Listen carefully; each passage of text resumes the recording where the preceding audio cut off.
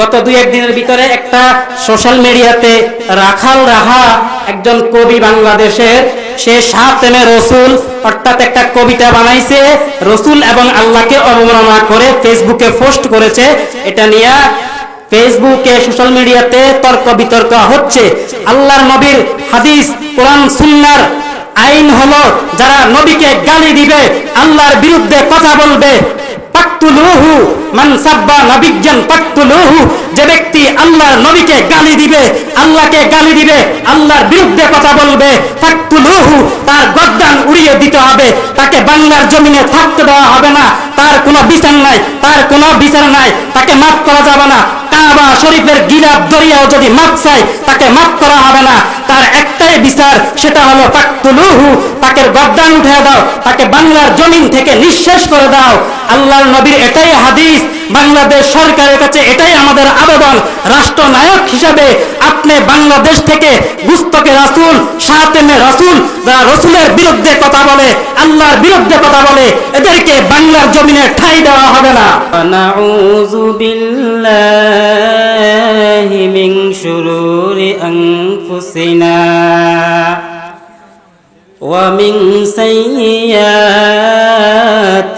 আমালিনা মান ইয়াহদিহিল্লাহু ফালা মুদিল্লা লাহু ওয়া মান ইউদ্লিলহু ফালা হাদিয়া লাহু ওয়া নাশহাদু আল্লা ইলাহা ইল্লাল্লাহ ওয়াহদাহু লা শারীকা লাহু লা জিদ্দা লাহু ওয়া লা নিদ্দা লাহু ওয়া লা মিসলা লাহু ওয়া নাশহাদু আন্না মুহাম্মাদান আবদুহু ওয়া রাসূলুহু আল্লাযী আরসালাহু আল্লাহু তাআলা বিল হাক্কি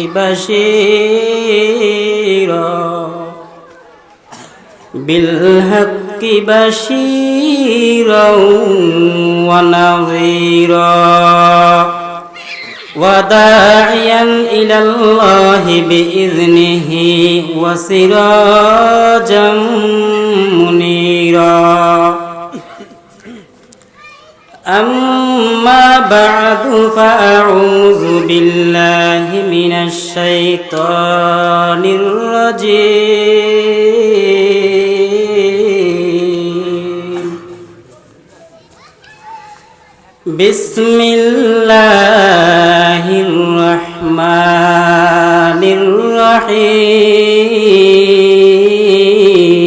الرحيم.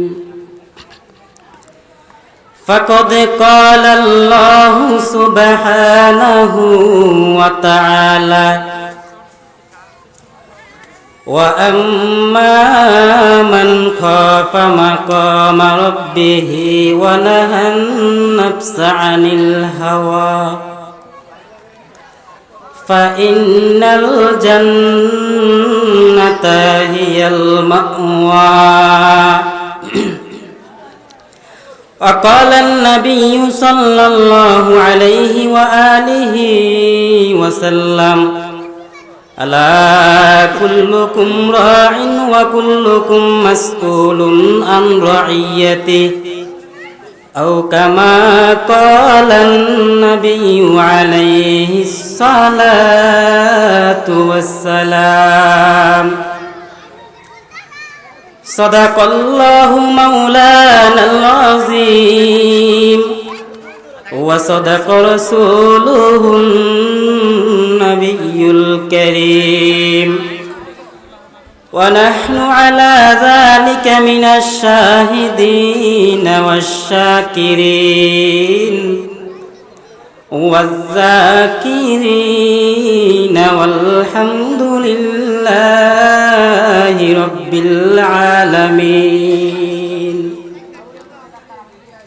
हर के बाशद আমেলে সল্লো মদাম আতেশে দোজখ শাওয়াদে বরওয়ায়ে হারাম হরকে দারত খৌফে হক দর দিল মদাম জান্নাতুল মাওয়া দেহদে উরা মাকাম। আলহামদুলিল্লাহ,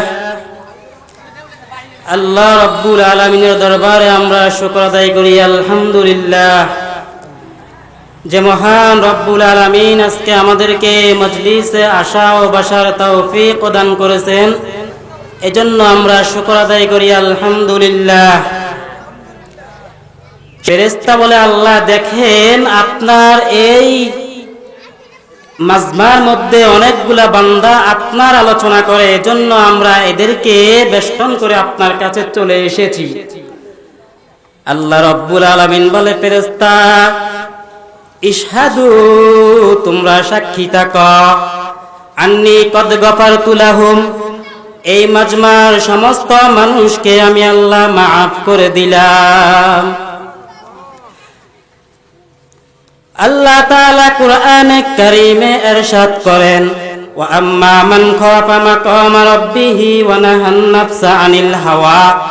আল্লাহ বলে, কিয়ামতের দিনকে যে ব্যক্তি ভয় করে নিজেকে গুনাহের থেকে বাঁচায়, গুনাহের থেকে বাঁচাইয়া আল্লাহ রাব্বুল আলামিনের ভয়ে গুনাহ ছেড়ে নিজের আত্মাটাকে সমস্ত গুনাহ থেকে বাঁচায় রাখে, আল্লাহ বলে ফাইনাল জান্নাতা হিয়াল মাওয়া। আল্লাহ বলে, আমি তাকে ঠিকানা স্বরূপ জান্নাত দিয়ে দিব। আল্লাহ বলে, বান্দা দুইটা সতর্কবাণী দিয়েছি। এক নম্বরে আমি আল্লাহকে ভয় করবা কিয়ামতের দিনে দাঁড়ানোর ভয়ে, আর একটা হলো নিজের আত্মাটাকে গুনাহের থেকে বাঁচাইবা। এই দুইটা সতর্কবাণী যদি রাখতে পারো, আমি আল্লাহ কথা দিলাম তোমাকে জান্নাত দিয়ে দিব আমি আল্লাহ। জান্নাত কেমন আল্লাহ সেটাও কোরআনে বলেছেন, জাহান্নাম কেমন আল্লাহ সেটাও কোরআনে বলেছেন, জান্নাত কারা পাবে সেটাও বলেছেন, জাহান্নাম কারা পাবে সেটাও বলে দিয়েছেন। আল্লাহ তাআলা বলেন, জান্নাত ওই সমস্ত লোকেরা পাবে যারা গুনাহের থেকে বাঁচাইয়া থাকবে, আমি আল্লাহকে ভয় করবে, তাদের জন্য জান্নাত। ওয়া ইন্নাল আবরারা লাফি নাঈম। আল্লাহ বলে, যারা নেক আমল করবে তারা থাকবে জান্নাতে। ওয়া ইন্নাল ফুজ্জারা লাফি জাহিম। যারা গুনাহ করবে তারা জাহান্নামে যাবে। জান্নাতটা কেমন? মা তাশতাহি আনফুসুকুম।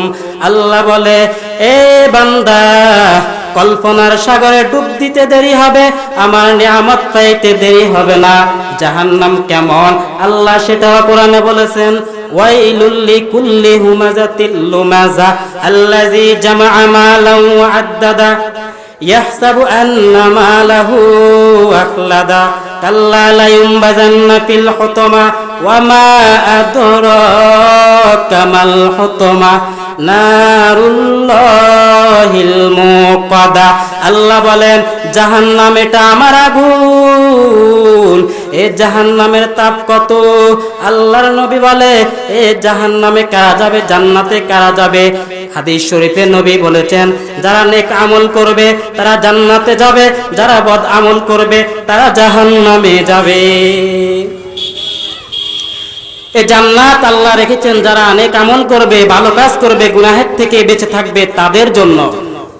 আমাদের আমলের দিকে তাকায় দেখি, আমাদের আমলের কোনো সীমা নাই। তবে কোন আমল? বদ আমল না খারাপ আমল না ভালো আমল? সাহাবায়ে কেরামের দিকে তাকায় দেখি তাদের আমলটা কেমন ছিল। জাতির জন্য যারা এসকেল হয়ে গেল, তারা তো পুরাটা জীবন কান্না করেছেন। আল্লাহ বলে, তোমাদের জন্য এসকেল স্বরূপ আমি একদল দিয়ে দিছি সাহাবায়ে কেরাম, আমিনু কামা আমানান নাস। তোমরা ঈমান আনো ওই সমস্ত মানুষের মতো যাদের ঈমানের উপর আমি আল্লাহ খুশি। ওই সমস্ত মানুষ দ্বারা উদ্দেশ্য হলো সাহাবায়ে কেরাম। আল্লাহর নবী বলে এই পৃথিবীতে থাকা অবস্থায় 10 জন সাহাবা টিকিট পেয়েছে জান্নাতের। 1 নম্বর আবু বকর, 2 নম্বর ওমর, 3 নম্বর ওসমান, 4 নম্বর হলো হযরত আলী। আল্লাহর নবী বলে এই সমস্ত সাহাবায়ে কেরাম জান্নাতের টিকিট পাওয়া সত্ত্বেও কেন দুনিয়াতে এত কাঁদলেন? বলে একটাই জবাব, কিয়ামতের ময়দানে আল্লাহর সামনে দাঁড়িয়ে জবাব দিতে হবে। এজন্য সাহাবায়ে কেরাম শুধু কান্না করেছেন। সাহাবায়ে কেরাম তো মাহফুজ, আল্লাহ সংরক্ষণ করেছেন, তারপরেও কেন কাঁদলেন? এই সাহাবায়ে কেরাম বলেন যে আল্লাহ জান্নাতের টিকিট দিয়েছে, সে আল্লাহ চাইলে টিকিট নিয়েও যেতে পারে। এজন্য পুরাটা জিন্দেগি তাদের কান্না কান্না কান্না। ইতিহাস পড়ে দেখুন, আবু বকরের কান্না, ওমরের কান্না, ওসমানের কান্না, আলীর কান্না। এই সমস্ত মানুষ কান্না করতেছে, তাদের অপেক্ষায় আমরা তো কিছুই না, আমাদের আমল তো কিছুই না, এরপরেও আমরা গুনাহ ছাড়তেছি না। আল্লাহর নবী বলেন কিয়ামতের ময়দানটা যখন কায়েম হয়ে যাবে, আল্লাহ তাআলা ভিন্নভাবে একটা ডাক দিয়ে বলবেন, লিমানিল মুলকুল ইয়াউম। আল্লাহ ডাক দিবেন, আসো আসো আসো, আজকের দিনের রাজত্ব কার, আসো আজকের দিনের বাদশাকে আমার কাছে আসো, আজকের দিনের বাদশাকে আমার কাছে আসো। আল্লাহ নিজে জবাব দিয়ে বলবেন, লিল্লাহিল ওয়াহিদিল কাহ্হার। আল্লাহ বলবে আজকের দিনের বাদশা হলাম আমি, আজকে তোমাদেরকে কেউ ঠেকাতে পারবে না। আল্লাহ বলবে দুনিয়াতে কয়দিন রাজত্ব করেছ, কয় বছর রাজত্ব করেছ, কতদিন তুমি ছিলা, কয়টা বাড়ির মালিক হয়েছ, কয় বছর ক্ষমতায় ছিলা। আল্লাহ বলবে আজকে আমার সামনে বলো ক্ষমতার চেয়ার আমার। আল্লাহ বলবে আজকে আমার সামনে বলো বাদশাহিত্ব আমার। সাথে সাথে আল্লাহ মোহর মেরে দিবেন গালের ভিতরে, মুখে মোহর মেরে দিবেন, মুখ বন্ধ হয়ে যাবে। আঙ্গুলগুলো আল্লাহর কাছে বলবে আল্লাহ, হাত আল্লাহর কাছে বলবে, পাও আল্লাহর কাছে বলবে আল্লাহ আমার দ্বারা গুনাহ করেছে, পাও বলবে আমার দ্বারা হেঁটে গেছে। ও আল্লাহ এই ব্যক্তিকে তুমি জাহান্নাম ছাড়া কিছু দিও না। আল্লাহ তাআলা বলবে আজকে আমার সামনে জবাব দাও কে আজকের দিনের বাচ্চা। আল্লাহর এই রাগান্বিত আওয়াজের সাথে সাথে জমিনটা হয়ে যাবে তামার, হাসরের মাঠটা হয়ে যাবে তামার। আল্লাহর রাগান্বিত আওয়াজের সাথে পুরা হাসরের মাঠ থর থর করে কাঁপতে থাকবে। আর এই আওয়াজের সাথে সাথে 9,30,00,000 মাইল দূরে যে সূর্য লাগানো আছে, এই সূর্য মাথার উপরে চলে আসবে। আর এই সূর্য এখন এক মুখ দিয়ে তাপ দেয়। হাসরের মাঠে এসে মাথার উপরে যখন চলে আসবে, আল্লাহ বলবে ফেরেশতা এই সূর্যকে আমি আদেশ করব এখন সূর্যের 12 মুখের তাপ জমিনের মধ্যে ছেড়ে দাও। সূর্য যখন 12 মুখের তাপ ছেড়ে দিবেন, গুনাহগার গুলোর মাথার মগজগুলা ঠাস ঠাস করে পেটে যাবে। আল্লাহ তাআলা বলবেন এই গুনাহগার গুলো তোরা আলাদা হয়ে যা আমার নেককার বান্দাদের থেকে। আল্লাহর একটা ডাক দিবেন, আমতাজুল ইয়াউমা আইয়ুহাল মুজরিমুন। আল্লাহ বলবে গুনাহগাররা আজকে আমার নেককারদের থেকে আলাদা হয়ে যা, কারণ আমি আমার নেককারদেরকে আজকে সূর্যের তাপ লাগতে দিব না। আমি আজকে এদেরকে আমার আরশের নিচে ছায়া দান করব। আর যারা দুনিয়াতে গুনাহ করেছে, দুনিয়াতে সুদ খেয়েছে, দুনিয়াতে মানুষের উপর জুলুম করেছে, দুনিয়াতে ক্ষমতা লোভী হয়ে মানুষকে কষ্ট দিয়েছে, এই সমস্ত লোকদেরকে আমি আল্লাহ আজকে সূর্যের তাপের নিচে রাখব। মাথার মগজগুলা টপকাইতে টপকাইতে মাটিতে পড়ে যাবে। আল্লাহ বলবে ফেরেশতা এদেরকে সরাইয়া দাও। এই গুনাহগারগুলো নেককারদের থেকে আলাদা হইতে চাইবে না। কারণ কি মানুষ দেখবে আমরা দুনিয়াতে বাদশাহী করেছি, দুনিয়াতে রাজত্ব করেছি, দুনিয়াতে আমরা মানুষের উপরে কর্তৃত্ব দিয়েছি, কিন্তু আমরা মানুষের উপরে কখনো বালাই চাই নাই। আল্লাহ নিজ হাতে একটা বাসন দিয়ে এদেরকে বাহির করে ফেলবেন। এরা সবাই জাহান্নামের পথে গিয়ে পড়ে যাবে। আল্লাহর কুদরতি আওয়াজ, ওয়াসিকাল্লাযীনা কাফারু ইলা জাহান্নামা যুমারা হাত্তা ইযা জাউহা ফুতিহাত আবওয়াবুহা ওয়া ক্বালা লাহুম খাযানাতুহা আলাম ইয়াতিকুম রুসুলুম মিনকুম ইয়াতলুনা আলাইকুম আয়াত। আল্লাহ তাআলা বলবে ফেরেশতা এদেরকে জাহান্নামের শিকল দিয়া বাঁধো। আমি আল্লাহ এদের বাম হাতে আমলনামা দিয়ে আজকে সোজা জাহান্নামে দিয়ে দিব। আল্লাহর সাথে সাথে বলবে, এ ফেরেশতা, সোজা এদের বাম হাতে আমলনামা দেওয়া হবে না, একটা পদ্ধতি তোমরা আমার থেকে শিখে নাও। আল্লাহ বলবে, ফেরেশতা, এই গুনাহগার গুলাকে বলো বাম হাতটা রেডি করতে বলো। এখন যখন বাম হাতটা রেডি করবে, আল্লাহ বলবে, ফেরেশতা, এই নাফরমান গুলার বুকের মাঝখান দিয়া ছিদ্র করে দাও। ফেরেশতা আল্লাহর অর্ডার পাইয়া বুকের মাঝখান দিয়া ছিদ্র করে দিবে। আল্লাহ বলবে, বাম হাতটাকে বুকের ভিতর দিকে ঢুকাইয়া পিছন দিকে বের করে নাও। ফেরেশতারা এভাবে হাতটাকে ঢুকাইয়া পিছন দিকে বের করে নিবে। আল্লাহ হাতের মধ্যে আমলনামাটা দিয়ে বলবেন, ইকরা কিতাবাকা কাফা বিনাফসিকাল ইয়াউমা আলাইকা হাসিবা। আল্লাহ বলবে, এ গুনাহগারের দল, আজকে পড়ে দেখ কোন দিন কোন গুনাহ করেছো, কোন দিন কোন আমল করেছো, কোথায় চুরি করেছো, কোথায় ডাকাতি করেছো, কোথায় জিনা করেছো, কোথায় সুদ খেয়েছো, কোথায় করেছো, কখন করেছো, সব আজকে এই খাতার মধ্যে দেখতে পাবা। আল্লাহ এদেরকে বাম হাতে আমলনামাটা দিয়া সোজা জাহান্নামের দিকে পাঠাইয়া দিবেন। ওদিকে আল্লাহর একটা ডাক দিবেন, এ নেক আমলওয়ালারা, আশিক, ওরে পাগল, আয় তোরা আজকে আমার ডান পাশে নূরের তৈরি আরশে আজিম, ওখানে আইসা আশ্রয় নাও। আমি আল্লাহ আজকে ইনসাফের বিচার কায়েম করব। আমি ইনসাফের বিচার কায়েম করিয়া আমার নেককার বান্দাদেরকে জান্নাতে দিয়া দিব। আমলের দিকে আগিয়ে যাব। যেহেতু রমজান মাস আমাদের সামনে, এই মাসটা খুবই আমলের মাস। তিরমিজি শরীফের 682 নম্বর হাদিসের বর্ণনা, আবু হুরায়রা রাদিয়াল্লাহু আনহু থেকে বর্ণিত। এই সাহাবী বলেন, আন আবি হুরায়রা রাদিয়াল্লাহু আনহু قال قال النبي صلى الله عليه وآله وسلم, আল্লাহর নবী বলেন, ইজা কানাত আউয়ালু লাইলাতিন মিন শাহরি রমাজান, রমজান মাসের প্রথম রাত্র যখন শুরু হয়, সুফিদাতিশ শায়াতিন, আল্লাহ শয়তানগুলোকে এভাবে হাতে শিকল পরাইয়া দেন, বেড়ি পরাইয়া দেন। ওয়া মারাদাতুল জিন্নি, অবাধ্য জিনগুলোকেও হাতে বেড়ি পরাইয়া দেন। এরপরে কি করেন, অগুল্লিকাত আবওয়াবুন নার, জাহান্নামের প্রত্যেকটা দরওয়াজাকে বন্ধ করে দেন।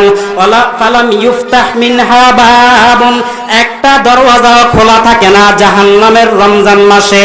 এরপরে আল্লাহর নবী বলেন, আফুতিহাত আবওয়াবুল জান্নাহ, জান্নাতের সমস্ত দরওয়াজা খুলে দেওয়া হয় রমজান মাসের প্রথম রাত্রে। ওয়ালাম ইউগলাক মিনহা বাব, জান্নাতের একটা দরওয়াজাও বন্ধ থাকে না। এরপর আল্লাহর নবী বলে, আয়ুনাদি মুনাদিন মিনাস সামা, আসমান থেকে একজন ঘোষণাকারী ঘোষণা করতে থাকেন, ইয়া বাগিয়াল খায়র, হে নেক আমলকারীরা, তোমরা আকসির আরো বাড়িয়ে যাও, আমলের প্রতি আরো বাড়িয়ে যাও। ইয়া বাগিয়াশ শাররি, এ বক্কার দলেরা, এ নেককার, এ গুনাহগারের দলেরা, দিন তোমরা এবার একটু থেমে যাও। এত মাস গুনাহ করেছো, এই রমজান মাসটা আর গুনাহ করিও না। রমজান মাসের মধ্যে অন্তত কিছু আমল করো, কিছু আমল করো, এই মাসটাকে কাজে লাগাও। আলিল্লাহি উতাকাউ মিনান নার, আল্লাহর জন্য এই রাত্রটা এমন, আল্লাহ এই রাত্রে অসংখ্য অগণিত জাহান্নামীদেরকে জাহান্নাম থেকে মুক্ত করে আল্লাহ জান্নাত দান করেন। ওয়াজালিকা কুল্লা লাইলাতিন, এভাবে প্রতি রাত চলতে থাকবে শেষ দিন পর্যন্ত, রমজানের ঈদের দিন রাত্র পর্যন্ত। প্রতিদিন রাত্রে আল্লাহ এভাবে জাহান্নামীদেরকে জাহান্নাম থেকে মুক্ত করে জান্নাত দান করেন। এ মুসলমান, ভালো করে শুনে রাখো, নেক আমল ছাড়া কবরের জায়গা পাবা না।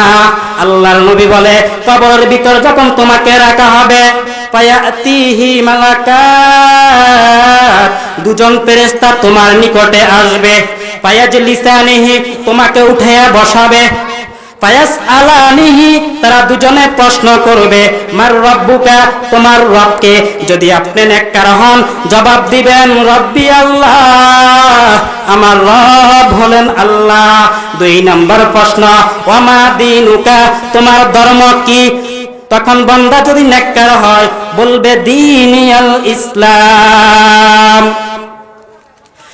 নাম্বার প্রশ্ন করবে ফেরেশতারা, ওমান হাযার রাজুলুল্লাযী বুইসা ফীকুম, তোমাদের কাছে যে ব্যক্তিকে দেওয়া হয়েছে সে ব্যক্তিটা কে?